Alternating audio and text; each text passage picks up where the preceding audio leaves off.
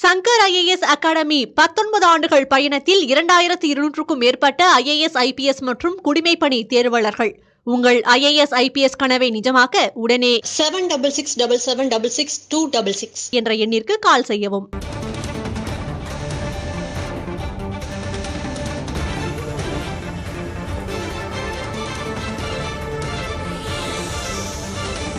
அண்மை செய்தி. தென் மாவட்டங்களில் ஏற்பட்டுள்ள வெள்ள பாதிப்புகள் தொடர்பாக உயர்மட்ட குழுவுடன் பிரதமர் அலுவலக அதிகாரிகள் ஆலோசனை நடத்தியிருக்கின்றனர். தமிழகத்தில் ஏற்பட்டுள்ள வெள்ளத்திற்கு பிந்தைய நிலவரங்களை ஆய்வு செய்வதற்கும் தமிழகத்திற்கு தேவையான உதவிகளை செய்வது குறித்தும் பிரதமர் அலுவலகத்தில் இன்று உயர்நிலைக்குழு கூட்டம் நடைபெற்றிருக்கிறது. மாநில வெள்ளத்திற்கு பிந்தைய நிவாரணம் மற்றும் மறுவாழ்வு குறித்து பிரதமர் அலுவலக அதிகாரிகள் தமிழகத்தின் அதிகாரிகளுடன் ஆலோசித்திருக்கின்றனர். மறுசீரமைப்பு பணிகள், நிவாரணம் குறித்து தமிழக அதிகாரிகளுடன் பிரதமர் அலுவலக அதிகாரிகள் ஆலோசனை மேற்கொண்டுள்ளனர். கூடுதல் தகவல்களை வழங்குவதற்காக மூத்த செய்தியாளர் கணபதி இணைந்திருக்கிறார். அவரிடம் கேட்கலாம். கணபதி, இந்த உயர்நிலை குழு ஆலோசனை கூட்டத்தில் என்னென்ன விவகாரங்கள் குறித்து ஆலோசிக்கப்பட்டது? விரிவான தகவல்கள். தமிழ்நாடு வெள்ள நிவாரணம், மீட்பு நடவடிக்கைகள் குறித்து பல்வேறு சர்ச்சைகள் நடைபெற்றுக் கொண்டிருக்கும் இந்த சூழலில் பிரதமர் அலுவலகம் இன்று தமிழ்நாடு வெள்ள நிலவரம் குறித்து ஆலோசனை நடத்தியிருக்கிறது.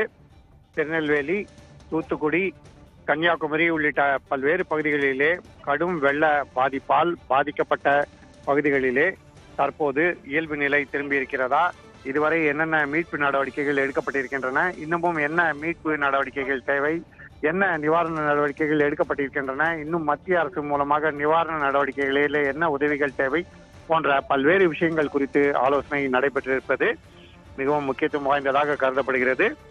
அத்துடன் தமிழ்நாடு அரசு அதிகாரிகளிடமும் பிரதமர் அலுவலகத்தைச் சேர்ந்த மூத்த அதிகாரிகள் ஆலோசனையை நடத்தியதாக பிரதமர் அலுவலக அதிகாரிகள் தகவல் அளித்துள்ளனர்.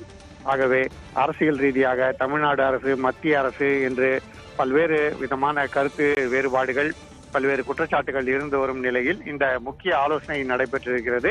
பிரதமர் அலுவலக இந்த விஷயத்திலே நேரடியாக தனது கண்காணிப்பை மேலும் வலுப்படுத்தியிருக்கிறது. ரயில்வே மற்றும் பாதுகாப்பு படைகள் என்னென்ன நடவடிக்கைகள் இதுவரை எடுத்திருக்கின்றன, இனிமேல் என்ன எடுக்க வேண்டும் போன்ற பல்வேறு முக்கிய விஷயங்கள் ஆலோசனையில் இடம்பெற்றிருப்பதாக அதிகாரிகள் தெரிவித்தனர்.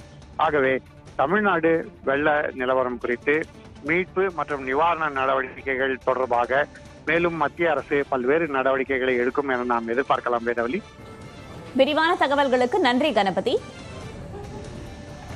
சங்கர் IAS அகாடமி 19 ஆண்டுகள் பயணத்தில் 2200க்கும் மேற்பட்ட IAS IPS மற்றும் குடிமைப்பணி தேர்வாளர்கள்.